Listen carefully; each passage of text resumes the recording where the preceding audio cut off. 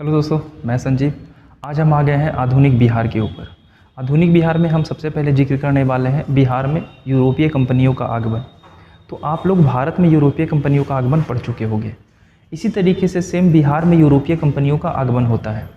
भारत में जहाँ 15वीं शताब्दी में यूरोपीय कंपनी आती है, यानी 1498 में पुर्तगाली आए हैं, उसी तरीके से बिहार में 17वीं शताब्दी में व्यापारी कंपनी बिहार आएंगे। तो थोड़ा सा पॉइंट होने वाला है, 2-4 क्वेश्चन हम लोग देख लेंगे और तेज़ी से हम इसको ख़त्म करेंगे। अगर यूरोपीय कंपनियों का बिहार में आगमन का बात करें तो बिहार में यूरोपीय कंपनी के आगमन का मुख्य कारण था कि बिहार उस समय सूती वस्त्र, अनाज, सोरा और आभूषण के लिए काफ़ी प्रचलित था। और बाद में बिहार का मुख्य केंद्र बन जाता है नील की खेती के लिए, जिसमें अंग्रेज अग्रणी हो जाते हैं। और चंपारण विद्रोह आपको याद होगा। बिहार में इस समय मुख्य केंद्र जो था वो था व्यापार के लिए पटना और भागलपुर। तो आखिर ये क्या कारण था कि पटना और भागलपुर बिहार में मुख्य केंद्र बन जाते हैं? तो इसका रीज़न है गंगा नदी। ये हमारा पटना का क्षेत्र है और ये हमारा भागलपुर का क्षेत्र है। और अगर आप बिहार का मैप अच्छे से देखे होंगे तो यहाँ से बिहार के बक्सर के पास से, चौसा के पास से गंगा नदी प्रवेश करती है और इस तरीके से बाहर निकल जाती है। तो व्यापारी जो कंपनियाँ थी वो बंगाल में उनका मुख्य केंद्र रहा है, लेकिन बंगाल में गंगा नदी के सहारे वो भागलपुर आते थे और इसी गंगा नदी के सहारे वो पटना आते थे और पटना में व्यापार करते थे। तो बारी बारी से समय के अनुसार सबसे पहले पुर्तगीज आए, फिर डच आए, अंग्रेज आए और फ्रांसीसी आए, जिस तरीके से भारत में आए थे और व्यापार किए और यहाँ से ढेर सारा मुनाफा कमा कर गए।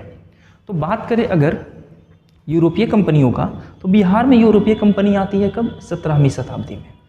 और 17वीं शताब्दी में आती है, उस समय बिहार काफ़ी समृद्ध हो चुका था, काफ़ी समृद्ध एरिया था बिहार।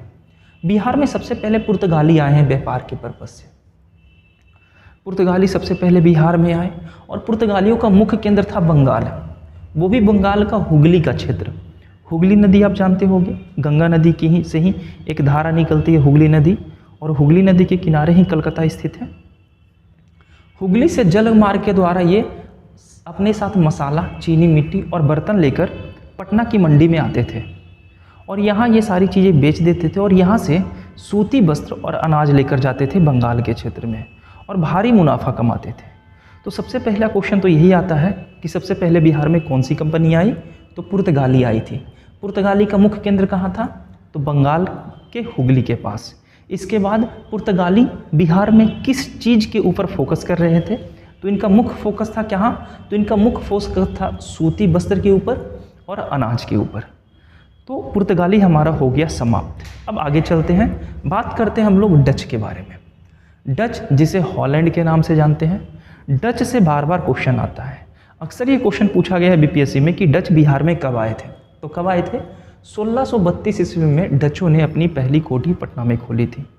डचों की कोठी कहाँ थी? तो पटना कॉलेज के उत्तरी हिस्से में थी। अब ये जो उत्तरी और पश्चिमी हिस्सा, ऐसा इस तरीके से जो नाम मिलता है, अच्छे से याद कर लेना। डचों ने अपनी पहली कोठी पटना में पटना कॉलेज के उत्तरी हिस्से में खोली थी, जबकि जो बाद में डच आए थे वो अपनी फैक्ट्री खोले थे पटना सिटी में, नेपाली कोठी के निकट में।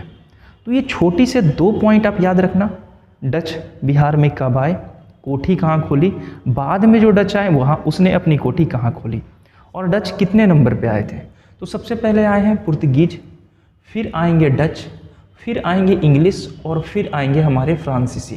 तो ये सीक्वेंस में आते हैं। अब हम बात कर लेते हैं अंग्रेज का। अंग्रेज बिहार में आए हैं कब? तो बिहार के पटना में 1651 में आएंगे। अंग्रेज गुलजार बाग के निकट प्रिंटिंग प्रेस के पास अपना कोठी खोलेंगे। अच्छे से याद रखना, पटना में गुलजार बाग में अपनी फैक्ट्री स्थापित करेंगे। बहुत बार ये क्वेश्चन पूछा गया है, अंग्रेज कहाँ कोठी खोलते हैं, डच कहाँ कोठी खोलते हैं। अंग्रेज की रुचि यहाँ किस चीज़ में थी? सूती वस्त्र, अनाज और सोरा। और बाद में अंग्रेज़ों की रुचि सूती वस्त्र से बदलकर नील में चली जाती है। बाद में ये नील के ऊपर अपना रुचि दिखाने लगते हैं। नील का विद्रोह 1917 आपको पता होगा, नील की क्रांति हुई थी, चंपारण आंदोलन। गांधी जी का बिहार में पहला आंदोलन था। 3/20 तीन कठिया प्रथा आपको याद होगा कि 1 बीघा में 3 कट्ठे पे नील लगाना अनिवार्य था, है ना। राजकुमार शुक्ल भी आपको याद होंगे, लखनऊ अधिवेशन था। ठीक है, ये सारी बातें आपको पता होगा। जॉब चोरनॉक के बारे में याद रखिएगा। जॉब चोरनॉक को इस समय प्रधान बनाया गया था, 1664 में प्रधान बनाया गया बिहार का, और ये 1680-81 तक ये रहते हैं। और जिस समय जॉब चोरनॉक को बिहार का प्रधान बनाया गया, उसी समय बिहार का सूबेदार था शाइस्ता खां। और शाइस्ता खां कोई और नहीं है, शाइस्ता खां शाहजहां की पत्नी मुमताज़ का भाई है। शाइस्ता खां अंग्रेज़ों पे 3.5% का कर लगा देते हैं, जिससे जॉब चोरनॉक काफ़ी परेशान हो जाता है। तो छोटी छोटी पॉइंट है जो आपको याद रखना है, स्क्रीनशॉट भी आप ले लेना। आगे चलते हैं। अंग्रेज के बारे में बात करें तो अंग्रेजी व्यापारी दो थे, एक जॉन मार्शल और एक पीटर मुंडी। दोनों के बारे में अक्सर एग्जाम में पूछा जाता है। पहला, ये किसके शासनकाल में बिहार आए थे? शाहजहां के शासनकाल में आए थे। अच्छा, किसने पटना को समृद्ध बताया है?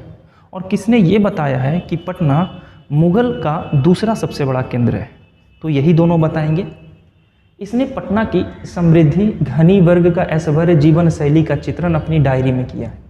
इसने शाहजहां के काल में पड़े अकाल के विषय में जानकारी दिया है कि जिस समय शाहजहां का शासनकाल था बिहार में, उस समय बिहार में काफ़ी भीषण अकाल पड़ा था। तो ये सारे क्वेश्चन एक एक करके एग्जाम में पूछे गए हैं। कब से कब तक रहे थे ये लोग? तो 30 से लेकर 34 तक रहे थे। तो ये बातें अच्छे से याद रखिएगा। अब लास्ट एक चलते हैं, फ्रांसीसी। तो सबसे पहले बिहार में कौन आए? पुर्तगाली आए। इसके बाद हमारे कौन आए? डच, जिसे हॉलैंड कहते हैं। इसके बाद इंग्लिश आएंगे यानी अंग्रेज, और उसके बाद आएंगे हमारे फ्रांसीसी। तो ये सारी बातें अच्छे से सीक्वेंस में याद रखिएगा। फ्रांसीसी के बारे में बात किया जाए तो फ्रांसीसी बिहार में व्यापार के सिलसिले में बिहार आए थे। ऑब्वियस सी बात है, सब व्यापार के सिलसिले से ही आया है। फ्रांसीसी यात्री तैवर्नीय, बड़ा इंपॉर्टेंट है, तैवर्नीय। बार बार ये क्वेश्चन पूछा गया है कि किसने बिहार की जनसंख्या को 2 लाख बताया है? तो तैवर्नीय बताएंगे। तैवर्नीय कौन सा यूरोपीय की तरफ से बिहार आया था? तैवर्नीय फ्रांसीसी था। तैवर्नीय अपनी डायरी में लिखता है कि पटना मुगल साम्राज्य का दूसरा सबसे बड़ा केंद्र है। तो अच्छे से याद रखना, क्वेश्चन देगा कि किसने अपनी डायरी में ये बताया है कि पटना मुगल साम्राज्य का दूसरा सबसे बड़ा केंद्र था। ऑप्शन में देगा पीटर मुंडी, जॉन मार्शल, तैवर्नीय, इस तरीके से ऑप्शन में दे देगा। आगे चलते हैं। परंतु फ्रांसीसी व्यापारी की रुचि कहाँ थी? बंगाल के चंद्रनगर में। फ्रांसीसी चंद्रनगर से चीनी मिट्टी के बर्तन लाते थे और बिहार में बेचते थे। चंद्रनगर से ये लाते थे और बिहार के पटना सिटी में बेचते थे, पटना के क्षेत्र में, और यहाँ से सूती वस्त्र और अनाज अपने साथ लेकर जाते थे। तो ये हमारा छोटा सा नोट्स था जो यूरोपीय कंपनी का आगमन खास करके बिहार में